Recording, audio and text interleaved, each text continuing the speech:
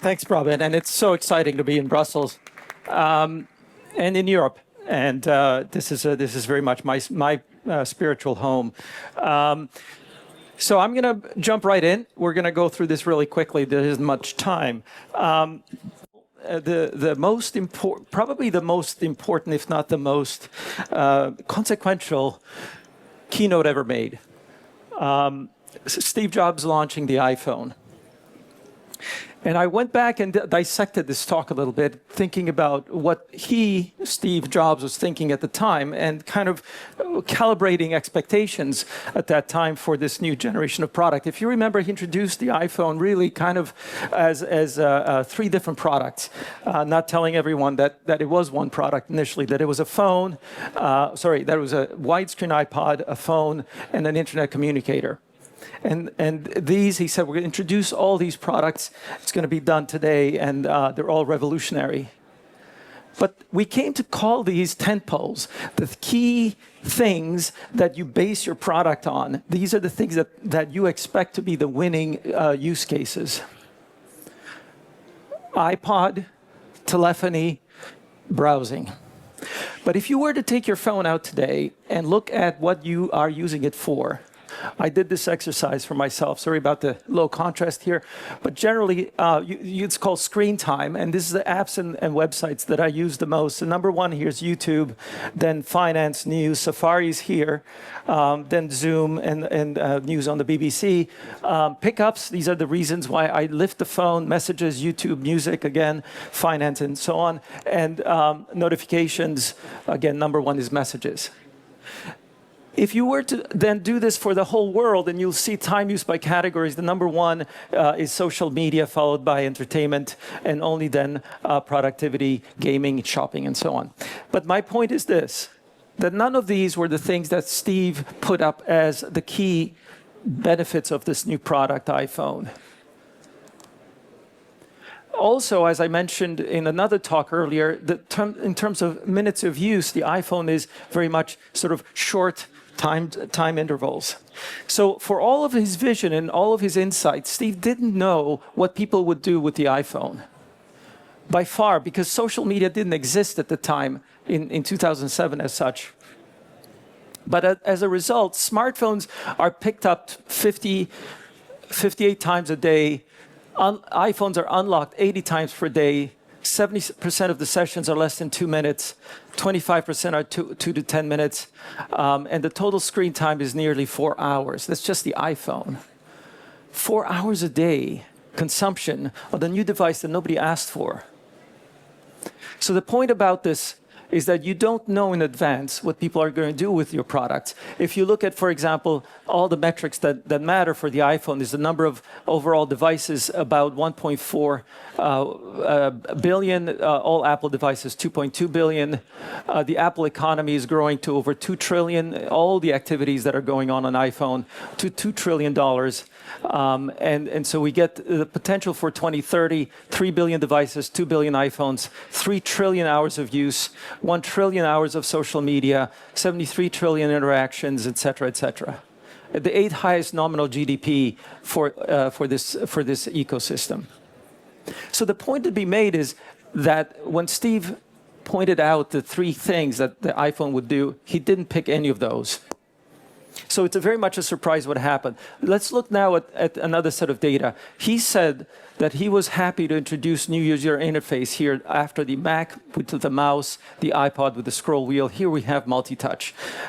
What would be the consequences of this? Now, I want to get into this very quickly, but when we think about the time it took for all of these things to develop, I want to put it on the frame of lifespans in terms of human life expectancy. And I'm sorry if you can't see this very clearly, but this is how long people would, on the year they were born, how long they would typically live. That's this bar here. And this is me, this is my life, this is my segments of my life, my adolescence, or youth first, adolescence, university, working life, retirement. And this is the end of life here. If you're curious, that's about 20, 30 something. So we can all do this. I hope it's going to be a little bit later, by the way. But we can all do this as an exercise and ask, how long do things take given our life duration and how long? So for example, this is my son when he was born and what his lifespan would be like, and the probabilities that he's going to live beyond 2100 if he's as much longevity as my grandmother had. The whole point of this exercise is that we are here today, and then you can go and look at all the technologies that have emerged during your life and ask, how long did it take? And I went through this and I studied over 140 technologies. And this is just a few of them here. And you can see how back from 1900 until the present, how many new things entered into our lives. And these are things that are really, really popular, all the way up to 100% saturation levels. Everything from energy to transportation to computation to communications, all of this happened within the lifespan of 1900 until present, so a little bit over 125 years. So what is going to happen next, and how quickly will it happen? Obviously, just in the last few years, we've had not just AI, but we've had everything from drone technologies, we've had cryptocurrencies, we've had all kinds of new things that when I started collecting this data didn't exist. And micromobility is one of those things. And when you look at the things that Steve was involved with, the microcomputer, the internet, and the podcasting, these are very, very steep relative to the older stuff. Sorry, it didn't come out quite as I expected with the highlighting here. But the point I'm making is that if you look at lifespans, categorize them by duration, you have some things which are, like I was showing the previous one, very long, middle age, and then very rapid. And so the digital camera, HDTV, these are very rapid technologies. So always the question is, where are we? How fast is our technology? Again, don't forget this is a human lifespan here. At least one born in the 60s. We have many others much younger. You all look really good, so I think you're probably somewhere over here instead. So we have things like smartphone, MP3 player, which is the iPod. MP3, by the way, didn't reach saturation. It had to sort of come back down as the iPhone took over. And here's the personal computer, which, by the way, never saturated as high as the phone did. But we have these slopes, which indicate how fast things go. And the lesson here isn't necessarily that micro deserves to be fast. It's more that you have to kind of assume what are the foundations, what are the dependencies that you have that will drive adoption. But my point about that, just to summarize, is that Steve also didn't know this when he introduced the iPhone. He didn't know if it would be like a Mac or a PC or would be the iPod. But in fact, it actually grew faster than any of those. Now, since then, we've had a lot of other things Apple introduced, and they haven't grown as fast. Consider, for example, wearables and the Vision Pro, which are very, very slow to get going. Let's talk about Act 3, consumption and non-consumption. Also in the same talk, he presented the competition. This is what it looked like. I'm actually a bit embarrassed, but I actually worked on this product at the time. This is the Nokia, the first business communicator. And he sort of mocked these products, said this is what we have to fight against. BlackBerry is one of them, and so on. And of course, the touchscreen obsoleted all of these. But not only did it actually take market share, because these you could measure how many of these were around and how much Apple would have to sell. And nobody really believed that they would outsell these incumbents, Nokia and BlackBerry and Handspring and Trio and others. But in fact, let me illustrate it, not with the data from Apple, but with the share of households in terms of transportation. In 1900, the horse was 24% of the market for transportation, meaning 24% of houses or homes or households had this. And the car was just emerging at 1%. By 1997, the car was at 91% and the horse was at 1%. So the car didn't just take over, it expanded the addressable market. And the horse also, by the way, didn't disappear entirely because it became recreational. But also, keep in mind the population of the United States grew tremendously in this century. And another way to see it is, if you look at share of transportation, if you look at different forms of transatlantic, this is sea. This is the cruise ship or the liners, the sea crossings. And here you have propeller airplanes, and here we have jets. Now, of course, you see the crossover happen here in the 1960s, and we have arguably, yes, jets crushed the competition. But if you look at the actual traffic, sea transport didn't actually cross over 1 million passengers a year. This was peak transport. Whereas if you look at the number of jet flights, even this doesn't come close to the limit, because in 2019 we were at 926, almost a billion passenger per year, and that's 1,000 times more. So it's not just about the competition. If you go back to look at Steve's competition at the time, it's more that you've expanded the market to such an extent that a lot more people are taking trips. Here's just to compare in messaging. Here's the per capita annual communications telegraph, an old technology for communications, even older than 1900. It started in the mid 19th century or 1840s, I believe. Then came the telephone, and then came much later texting and instant messaging. Now notice that this is on the logarithmic scale, so this is the number of messages per person per year. So the telegraph roughly peaked at 2 messages in the United States, 2 messages per person per year, whereas the telephone was somewhere closer to, well, eventually it was over 1,000.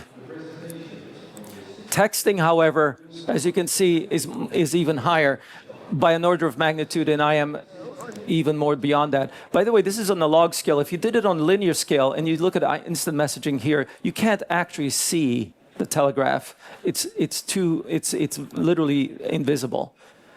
And so the point is that between this technology and this technology, we had a 10,000-fold increase.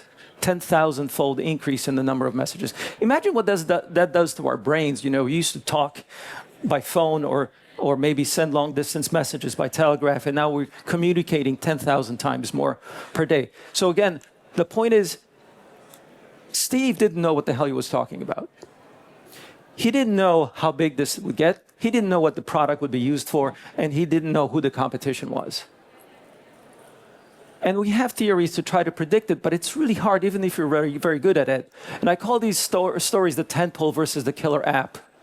Understanding adoption and diffusion, consumption and non-consumption. The competition isn't who you think it is. It's people who don't use the products. And when you think about adoption and diffusion, it's always an S-curve, and you have to calibrate that very carefully because it's exponential. And also this question of, like, what are you going to use the product for? So when you launch something, you don't know what people will do with it. You don't know how long it'll take for them to do it. And you don't know how much more they will do it than they do it today. So all of these things are lessons from this one talk and the evolution of the Apple ecosystem since then. So what about micromobility? Just quickly. Again, many definitions out there. I like to say it's a class of mobility solutions for urban, affordable, clean, and minimal infrastructure. There are ways to quantify that in terms of emissions, in terms of energy, in terms of trips, in terms of weight. They're all relevant, they're all valid. But fundamentally, this is growing. As Prabin points out, we even have the economics to back it now. The physics are indisputable. But, oh, and just quickly, more data. You can also plot micromobility on the graph of mass versus energy consumption. You can see how low it is relative to small cars, transit, electric cars, and then large gasoline cars. And all of these measures, including the what I call the MOT, or the consumption of energy per passenger kilometer. That's crucial. Also, we can measure, for example, the competitiveness of micromobility against other modes in terms of weight versus the trip distance distribution, again on the logarithmic scale. I've gone through this before, but generally speaking, this is all sustainable, and it's all economically very justifiable. And of course, it's going to take over the vehicle mix, but the problem is we have a lot of SUVs, and currently many people are moving in that direction. But we're seeing trends where even in the US, microcars are beginning to take share. There's interest in now. You may have seen Slate, the customizable, very bare types of vehicles. And in terms of displacing oil demand, that's happening again very much by 2- and 3-wheelers, which are the vast majority of the demand displacement happening right now. So all these positive, virtuous things are happening. But fundamentally, the question for the customer and the consumer, why ride when you can drive? This is what we have to answer as builders of micromobility. So I want to propose very quickly this jobs to be done framework, which was taught to us back in the late 90s by not just Clayton Christensen, but Theodore Levitt at the Harvard Business School. He said, people don't want a quarter-inch drill, they want a quarter-inch hole. So in other words, the product language versus the job language is what is the outcome that you want to have achieved.